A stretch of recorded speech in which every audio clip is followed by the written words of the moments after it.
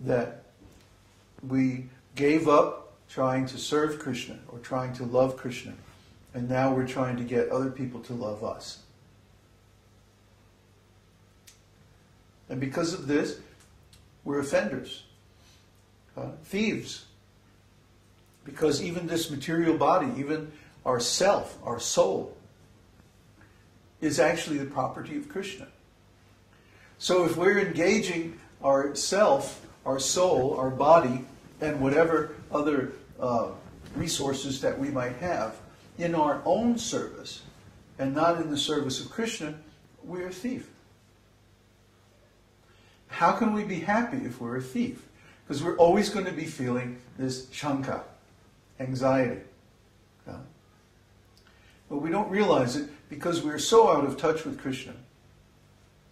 We don't realize that the source of our anxiety is actually due to our failed relationship with Krishna. Now, Krishna, he has not failed his obligation to us. He's maintaining the material body and the mind. He's giving food and sunlight and air and water and so many resources. He is maintaining us. He is firm in his vow. He is not abandoning us, but we've abandoned him. So everyone in the material world is feeling this anxiety. Oh, what's going to happen? This causeless, floating anxiety that seems to be everywhere. No matter what happens, no matter how things go, even if things are going well, we still feel this apprehension, like, oh, something bad is going to happen. There are so many people on the internet, you see, are addicted to these various predictions of disaster. And even people who are intelligent and well-informed sometimes fall for these inflated predictions of disaster that actually don't pan out. They actually don't happen. We got caught up in it ourselves at one time. At one point, we thought, oh my God, this election in the U.S. is going to be a big disaster. They're going to go into martial law and everything because Obama is winning. And the rascals don't want an intelligent man, especially a man of color, to be president in the U.S. So they're going to make a whole disaster and like that. But thank God it didn't happen. Anyway, we have to be careful to identify the real source of this śaṅkā, this anxiety. The real problem, the real source is we are stealing from Krishna. We are offending Krishna. And because of this, we feel anxiety, like we have to run and hide. We have to find some shelter. But the shelter, the real shelter, is everywhere and in everything. And that's the Lord himself, Krishna. No matter what happens, if we have shelter under Krishna's lotus feet, then we're serene and we're pure. The problem is we have so many impure habits. We want to be associated with material modes of passion and ignorance, which are degrading because they emphasize the identification with the material body and the material mind and desire and our own efforts. We cannot satisfy our desires by our own efforts. Try to understand. Everything that we desire or everything that we conceive as being desirable is actually Krishna's property. So without Krishna's permission or Krishna's order, how can we use it to solve our own problems or satisfy our desires? We're going to be in trouble because we're taking Krishna's things without permission. But even so, śaṅkā, or anxiety, happens in Krishna's pastimes too, and there are many, many examples. You have to read Krishna book. Krishna book, of course, is one of the sections in our Bhakta program, Bhakta degree program of our university, where we go through all of Krishna's pastimes. And you'll see that Srila Prabhupada analyzes all of these bhavas as he's going through Krishna's pastimes. It's very, very scientific. But he does it in a way that's so charming and approachable that even children can read Krishna book and not have any trouble. But a mature devotee can see all of the different shades of different transcendental emotions in it. It's very wonderful. So the next one is trāsa. Trāsa means fear. The fear that arises suddenly or unexpectedly due to lightning, a fearsome creature, or a fearful sound is called trāsa. The symptoms of trāsa are taking shelter of nearby objects, becoming stunned, horripilation, trembling, and perplexity. There's a nice story that one time Krishna and the gopis were assembled out in the forest of Vrindavan, and suddenly a lion roared very loudly nearby. And so all the gopis took shelter of Krishna's arms. They all jumped into Krishna's arms.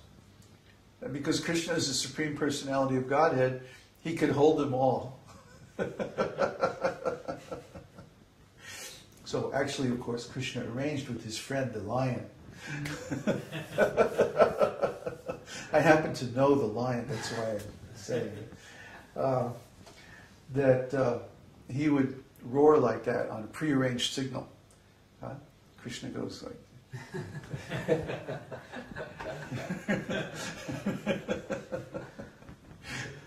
So, anyway, Krishna's pastimes are all like full of these different emotions.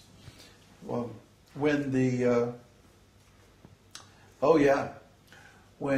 Krishna got the cowherd men to have the festival for Govardhan Hill instead of the festival for Indra, then Indra decided to retaliate by flooding Gokula.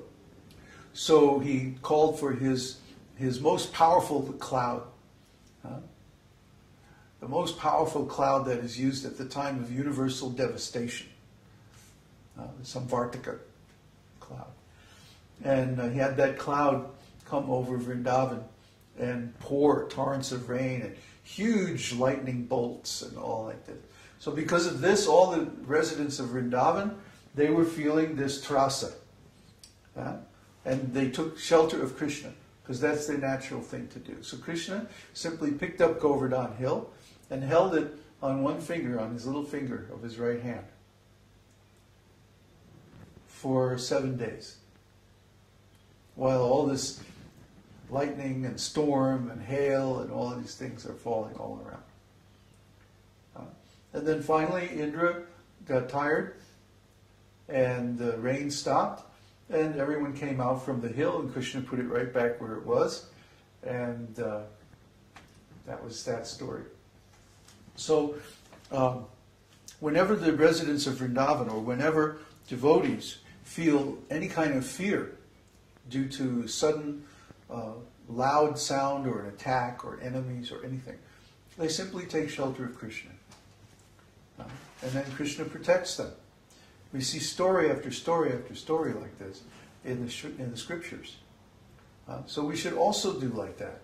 If we're feeling fear due to the problems in the world or some disease or old age coming or whatever it is, take shelter of Krishna. Krishna can actually protect you. Your relatives can't protect you. Your friends can't protect you. Your spouse can't protect you. Your country can't protect you. Nobody can protect you because nobody is the actual doer, the actual controller. Only Krishna is. So if we take shelter of Krishna, Krishna will protect us. Your church can't protect you. Some organization, your job, your company can't protect you. These are all illusory shelters. Fallible troops or fallible allies. They'll promise the world, oh yeah, we'll help you, we'll protect you, we'll take care of you. But when it comes right down to it, they can't. That's just the way it is. It's not a terrible thing. That's just the way it is. They're making false promises. Or implying, maybe they're not promising, but they're implying that you be my buddy and I'll protect you. But they can't. Because the real problems of life can only be solved by Krishna. The real problems of life can only be solved by changing our consciousness. They can't be solved by any material arrangement. Yes, we can make or try to make a favorable material arrangement for people to study transcendental life and perform the activities of Krishna consciousness. That's why we're maintaining an ashram and trying to establish a community.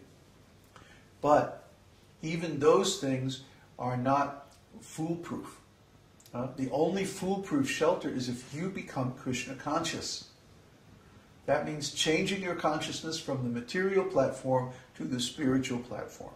Then whatever happens on this material platform, you're okay. Because everything is going to go. Everything is going to fail.